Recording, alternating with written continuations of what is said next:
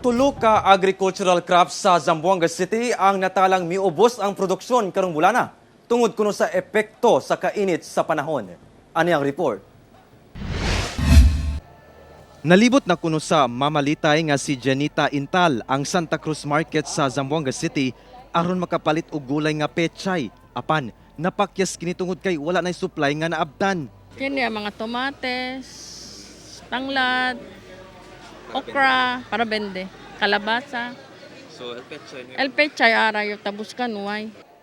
Matod sa mga mamaligya ay og gulay, limitado kuno ang supply sa pechay niini mga panahona. The last month lang. Mga 35 lang tabende. 70 ka na yung mga to. Kasi ang sina lang to presyo, abay subi lang. Sinoy ligada, natapoy, tamingat sila ang presyo.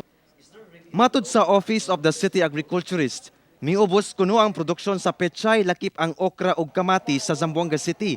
Tungod kuno sa nasinating kainit sa panahon nga may resulta sa kakulang sa tubig nga pambubo sa maong mga pananom. Sa tala sa OCA as of March 21 to April 6 niining tuiga, ang pechay adunay 32.6 metric tons of production.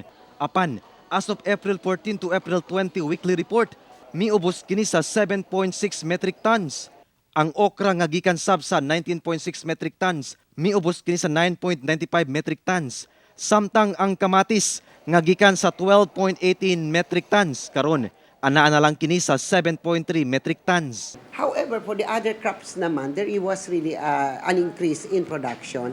However, if this long dry spell will still continue to be as is, we will be surely affected by this long dry spell in terms of production of especially our vegetables.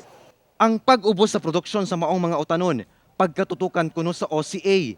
Gani, aduna na kuno giandam nga budget ang LGU alang sa pagpalambo sa mga high-value crops. City Mayor gave us 4.5 million as a budget for the preparation in the upcoming El Nino, should there be El Nino. So we already included in our procurement okra, mung bean, peanut, and even string beans because these crops are really very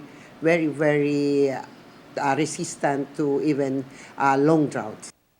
Kauban si Sim Romero sa kamera, ako si Efren Mamak para sa One Mindanao.